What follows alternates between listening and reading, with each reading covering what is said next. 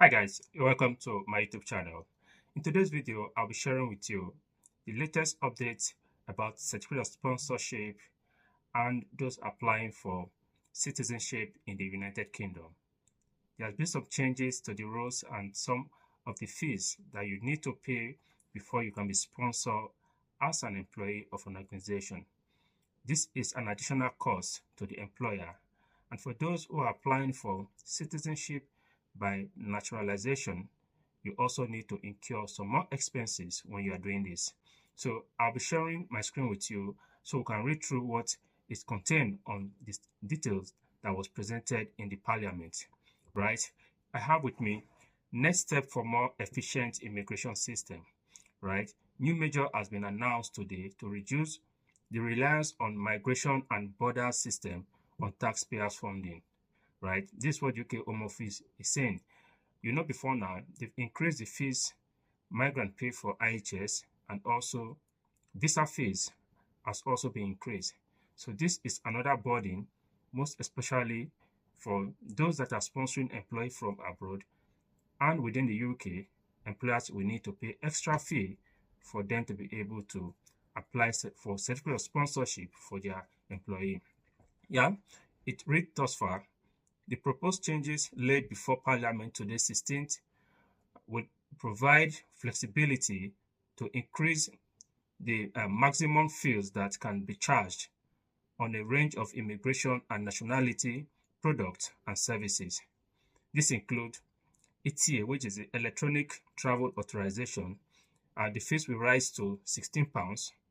Certificate of sponsorship, right, will rise to 525. Naturalization as a British citizen rise to 1,605.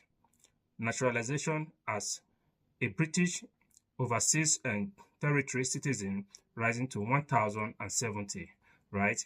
These are the new fees migrants and employers would have to pay before you can issue certificate of sponsorship for your employee, and migrants who are applying for citizenship by naturalization will also need to cover this amount.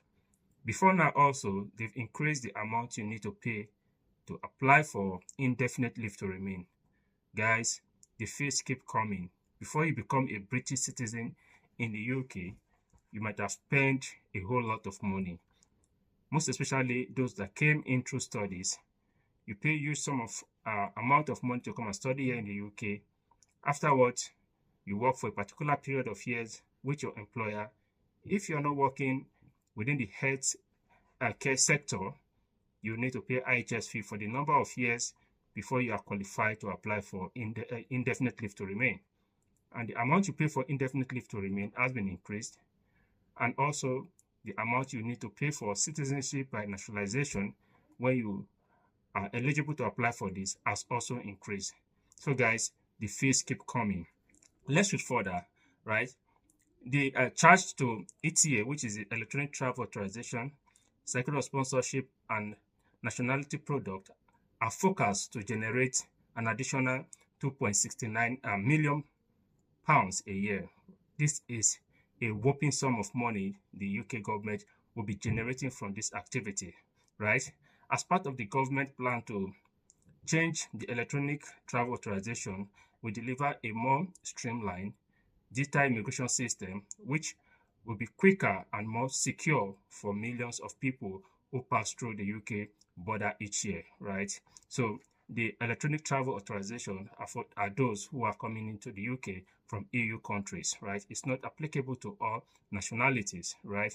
While those who use the ETA doesn't require visa application before they come into the UK, rather they need to apply for the ETA, and the fees they'll pay for that is just £16, right? The introduction of ETA is in line with the approach to border security taken by many other countries, including the US and Australia. However, following feedback from the aviation industry, the government has agreed a temporary exemption for passengers who transit airside and therefore do not pass through the UK border control. This move will primarily affect Heathrow and Manchester Airport as the only UK airport which currently offers transit facility the exemption will be kept under review. The legislation laid today will be debated in Parliament and is subject to approval. So, guys, the government is expected to raise £269 million per year from this activity only. The increase in secular sponsorship, the increase in applying for citizenship by naturalization, and also those applying for the ETA, which is the Electronic Travel Authorization. The fees from those activities only will generate £269 million to the UK government. We are not talking about the IHS fee, the increase in visa fees, the increase in fees for those applying for indefinite leave to remain, and other associated charges. UK government is making good sum of money from migrants coming into the UK for fees and charges only. Imagine somebody that have lived here for 10 years that is working through the 10 years ILR route. Imagine how much such a person might have paid or would have paid before he was able to get his indefinite leave to remain. Afterward, apply for British citizenship after he has lived here for 12 months on that indefinite leave to remain status. The UK government is making huge sum of money from these activities, and the worrisome part of this is people are complaining about migrants coming to the UK in mass. But look at the amount the government is proposing to cough out from this activity.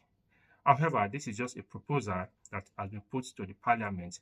It will be deliberated upon by both houses of the Parliament, and a final amendment can therefore be made if the deliberation go through. I hope some of these things can be cut down or revert to status quo.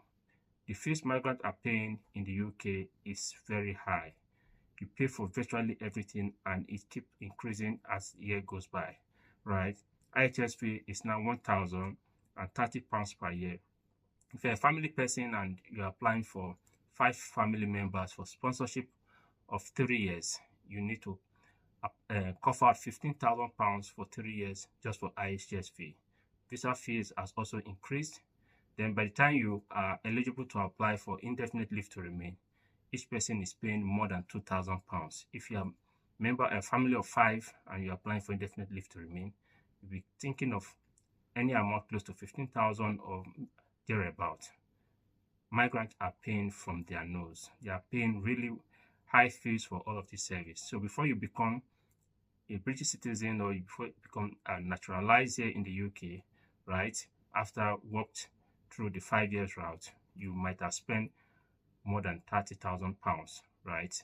If you're a family person and you are paying IHS fee, your job function do not, the place you work do not fall within the health and care where you are exempted from paying IHS fee, you might have spent, if not more than £30,000 throughout the period. I'm not talking about your normal fees that you pay for your living, your rent, your bills, and the likes. The amount you pay for fees and charges that qualify you to for the visa class you are using and from one state to the other. So guys, share your thoughts on the comment box. Let me know how much you think migrants will pay before they become British citizen after they've lived there for the eligible number of years that is prescribed. And let me hear your thoughts on the comment box. So guys, we've come to the end of today's video. If you gain value for this video, don't forget to hit the subscribe button to join the amazing ever-growing family. And for my returning subscribers, thank you very much for always coming back to watch my video. I do appreciate you guys. See you in my next video.